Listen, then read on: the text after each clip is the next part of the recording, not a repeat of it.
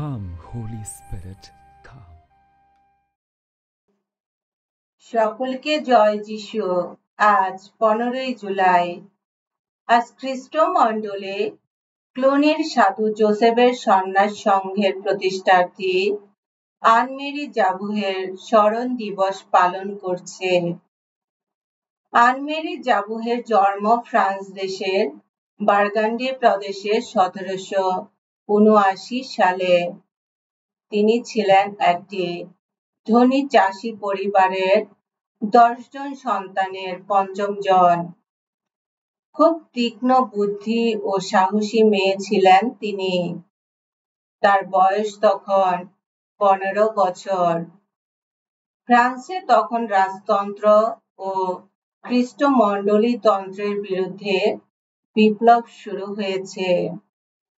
পুরোহিতদের তাদের ধর্মপল্লী থেকে বিতাড়িত করা হয়।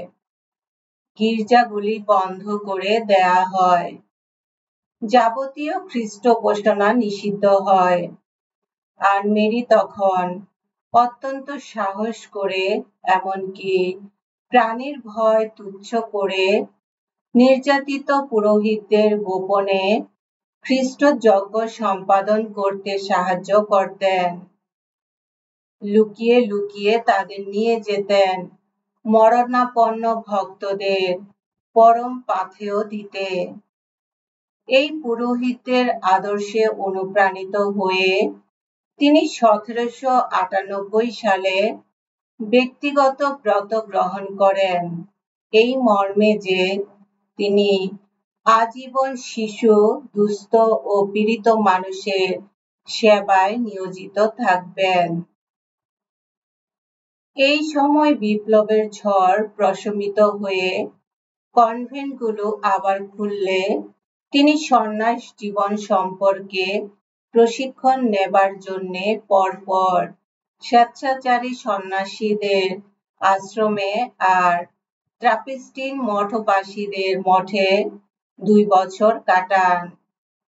তিনি ঘরে ফিরে গিয়ে তার 3 জন বোনকে নিয়ে আবার গরিব মেয়েদের শিক্ষাদানে ব্যস্ত হলেন।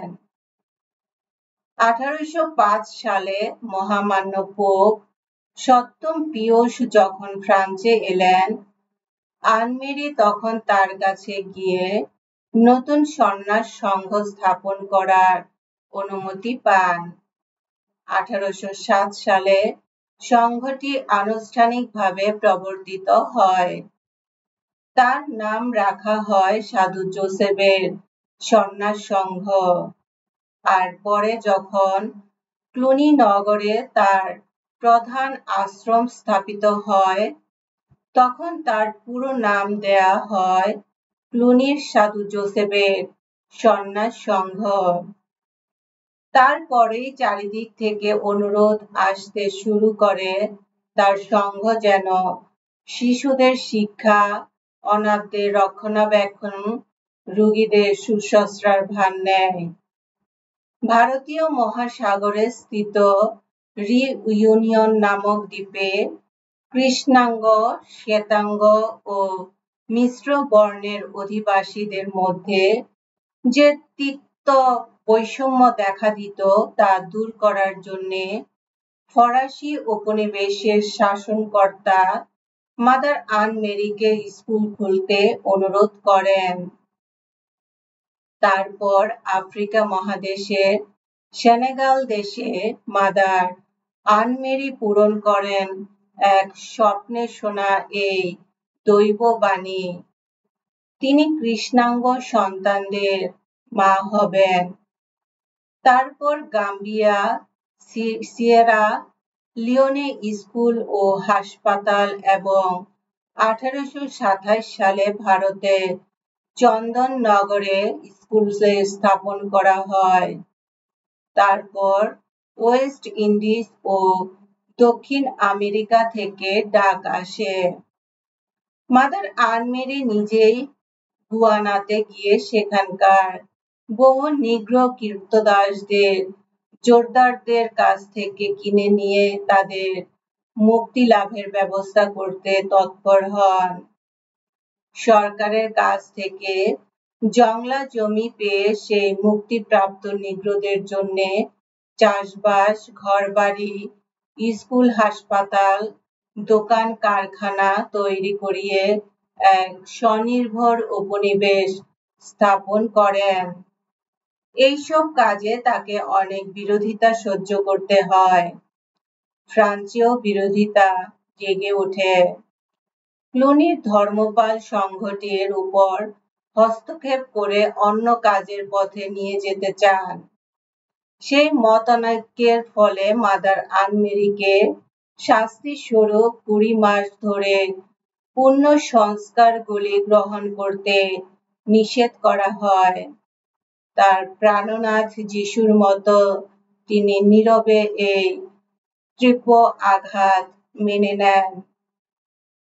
1843 সালে প্যারিসে ফিরে এসে তিনি বৃদ্ধ বয়সের দুর্বলতার মধ্যেও নানা দেশে তার সংঘের সম্প্রসারণ কাজে ব্যবহৃত থাকেন। 1851 সালে তার মৃত্যুর সময় সারা বিশ্বে 1000 সিস্টার 118 প্রতিষ্ঠানে দুঃখী মানুষের সেবায় নিরত ছিলেন। এসো আমরা প্রার্থনা করি। হে শক্তিমানের শক্তি, তুমি সাথী আন মেরিকে সেই দিব্য শক্তি দিয়েছ, তিনি যেন তোমার ইচ্ছা পূরণে তার সমস্ত কিছু ছুপে দিতে পারেন। প্রেরিত দূত সুলভ সাহস নিয়ে তোমার দয়ার বাণী প্রচার করতে পারেন। আশীর্বাদ করো আমরা যেন তার ধৈর্য ও হিতৈষণা অনুকরণ করে অক্লান্ত ভাবে তোমারই সেবায় নিয়োজিত থাকতে পারি। তোমার পুত্র আমাদের প্রভু যীশু খ্রিস্টের নামে এই প্রার্থনা করি। পবিত্র আত্মার সংযোগে তোমার সঙ্গে জীবনময় ও সর্বনিয়ন্তা ঈশ্বররূপে তিনি যুগে যুগে বিরাজমান। আমেন।